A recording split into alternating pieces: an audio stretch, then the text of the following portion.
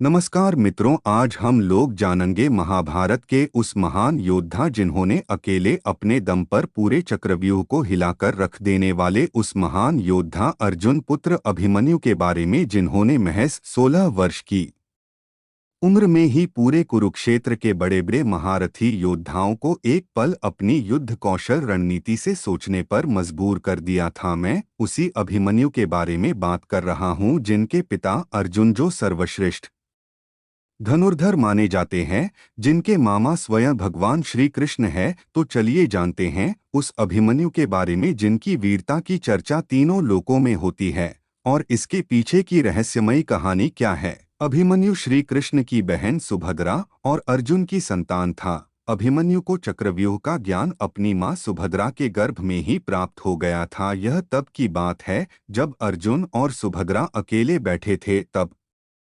सुभद्रा ने चक्रव्यूह के बारे में जानना चाहा। अर्जुन सुभद्रा को चक्रव्यूह में प्रवेश करने और शत्रु को कैसे पराजित करना है उसका वर्णन बता रहे थे। अर्जुन द्वारा सुभद्रा को मकरव्यूह, कर्मव्यूह और सर्पव्यूह की जानकारी दी गई। सुभद्रा चक्रव्यूह के बारे में सुनते सुनते अचानक सो गई। सुभद्रा को सोता हुआ देख अर्जुन ने परेशान करना ठीक नहीं समझा और वहां से चले गए। इस प्रकार से अभिमन्यु ने चक्रव्यूह के बहुत से राजमां के गर्भ में जान तो लिए, लेकिन अंतिम व बेहद महत्वपूर्ण तरीका वह जान ना सका। यही अभिमन्यु की मृत्यु का कारण बना था। पूरे महाभारत काल में अर्जुन के बाद यदि कोई चक्रव्यूह में जाने का साहस कर सकता था तो वह था अभिमन्यु। द्रोणाचार्य कौरवों की तरफ से लड़ रहे थे और चक्रव्यूह का खेल में आना निश्चित था। फिर युद्ध के 13वें दिन दुर्योधन के कहने पर द्रोणाचार्य ने युद्ध के मैदान में एक ऐसी योजना बनाई जिसका नाम चक्रव्यूह था।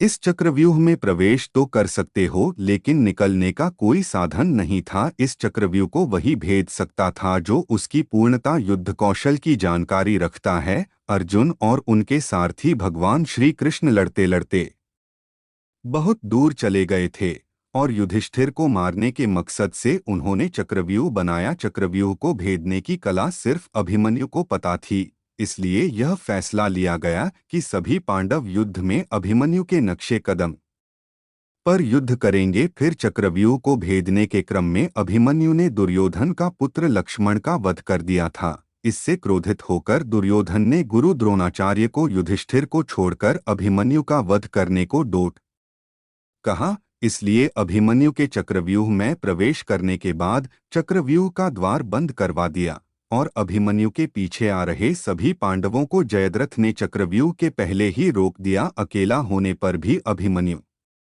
रुका नहीं और दुश्मनों का वध करते करते चक्रव्यूह के बीच में आ गया। चक्रव्यूह के बीच में अभिमन्यु को सभी महारथियों ने एक साथ घेर लिया। इसमें गुरु द्रोणाचार्य, अश्वत्थामा, कृपाचार्य, कर्ण, शकुनी, दुशासन, दुर्योधन और अन्य महारथी शामिल थे। अभिमन्यु महारथियों से अकेले युद्ध कर रहा था।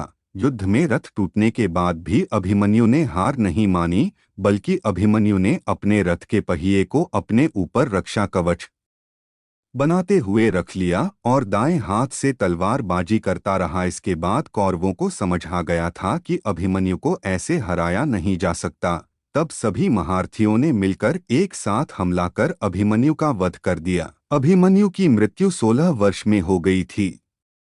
इसके पीछे की एक कहानी यह भी है, जब ब्रह्मा जी ने अन्य देवताओं को पृथ्वी पर श्री कृष्ण की सहायता के लिए जाने के लिए कहा तो चंद्रदेवता अपने पुत्र को धरती लोक पर भेजने से मना कर दिया और कहा कि वह अपने पुत्र का वियोग सहन नहीं कर सकते, इसलिए उनके पुत्र को मानव योनि में मात्र 16 वर्ष की आयु दी जाए। अभिमन्यु पूर्व जन्म में चंद्र देवता के ही पुत्र थे, जो द्वापर युग में अर्जुन के पुत्र बनकर महाभारत के युद्ध में कुरुक्षेत्र का पात्र बने थे। इस तरह वीर अभिमन्यु की मृत्यु मात्र 16 वर्ष में हो गई। एक अन्य मान्यता के अनुसार माना जाता है कि अभिमन्यु की मृत्यु श्री कृष्ण की युद्धनीति का परिणाम था। इसके पीछे का कारण यह माना जाता है कि भले ही महाभारत का युद्ध लड़ा जा रहा था, मगर अर्जुन बार बार श्री कृष्ण से युद्ध न करने की बात कहते थे। अभिमन्यु के मरने के बाद पुत्र के वियोग में अर्जुन ने पूरी निश्चय के